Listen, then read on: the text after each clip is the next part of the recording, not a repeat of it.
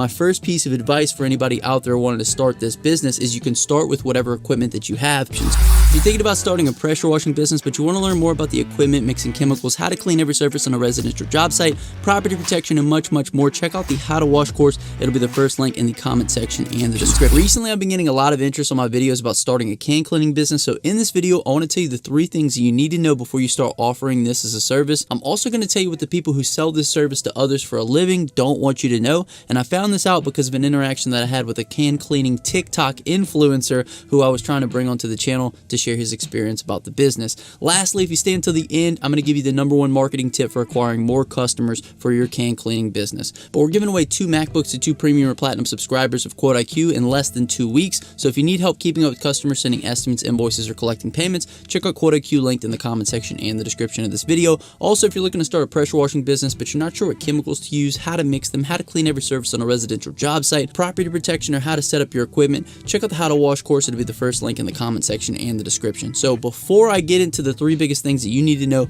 about starting a can cleaning business, I want to tell you about my experience with this can cleaning TikTok guru. This guy sells the big trucks that you see washing a bunch of cans. I'm pretty sure that they're all over $100,000 plus. And I reached out to him to see if he would be interested in coming on the channel to share some of the insights about the business. And over the phone call that we had, he made it very clear that this business is not for people using pressure washers and that he did not support me making videos telling people that this was the way that they could get into the business, basically trying to intimidate me into not speaking about starting this type of service business with minimal equipment costs. This guy will never come onto the channel because A, I didn't like his attitude, but B, I also didn't like him trying to control my message because it didn't further his business model of trying to sell people can cleaning equipment. So you guys don't have to worry about him ever coming onto the channel. My first piece of advice for anybody out there wanting to start this business is you can start with whatever equipment that you have.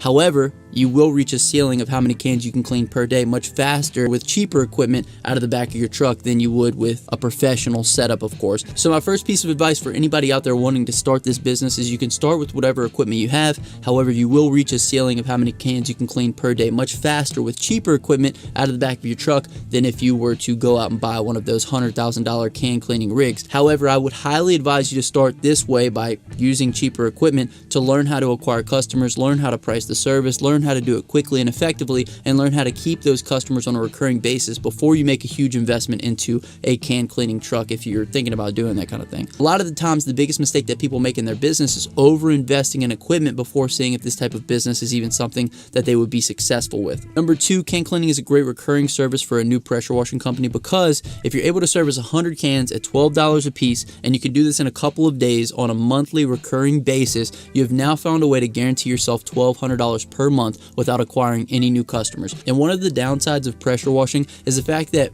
properties typically only need to be cleaned about once a year. Now, there are exceptions to this rule. However, for a new business, any type of guaranteed income is going to be extremely beneficial because of how sporadic the work can come in the first year or 2 in business. Now, the thing to keep in mind with this point is, since can cleaning is so low ticket, I would advise you to never really offer it as a one-time service, because if it costs you $20 to acquire 1 customer and you only service them 1 time, you're basically -$8 on that customer if you're charging them $12 per can cleaning. But if it costs you $20 to acquire a customer and you can guarantee that they're going to get their can cleaned every single month for 6 months, you now know that you're going to be able to make at least $52 on that customer. So on these low ticket services, be aware of the cost of acquiring customers and also the time of acquiring customers, and take that into consideration when seeing if this service is profitable for you. And if you need help keeping track of expenses in your business as well as know how much money you're making, definitely check out Quote IQ. We structure the dashboard analytics to give you everything you need at a glance. The third biggest thing you need to know before starting your can cleaning business is this: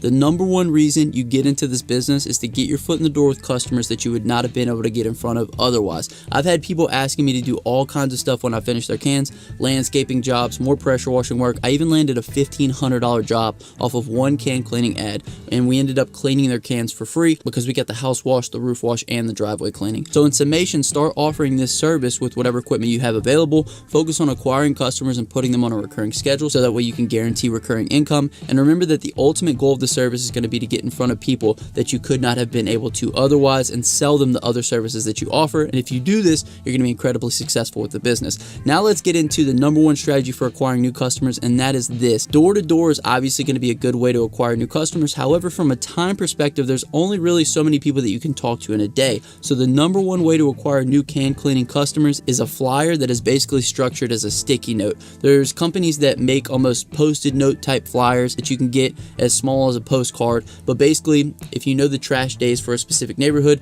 once trash is passed, you can take these flashcard sized flyers that are basically sticky notes and put them on the top of everybody's trash can in the neighborhood. I've had this done in my neighborhood before, and I've also heard from people who've had very large, very successful can cleaning businesses doing this strategy because it works. When the customer goes to grab their can, they bring it back to the side of the house. Of course, they're going to notice a sticky note flyer on top of the can. They're going to be reminded about how dirty it is and how much they need to get it clean. Remember that all these strategies are a numbers game, so the more sticky notes that you can put on more people's trash cans, the more that you're ultimately going to convert into customers. So pick a day and sticky note as many people's cans as you can, and then do that every single week on that day and never stop until you have more customers than you can ultimately handle. So the word of the day on this video is going to be can. If you made it this far in the video, comment down below can and I'll hashtag you're a real one. Check out Code IQ, check out how to wash, leave a thumbs up on the video, subscribe if you haven't already. But my name is Justin. This is Forever Self-Employed. Until next time, hustle hard and get that money, baby. Peace.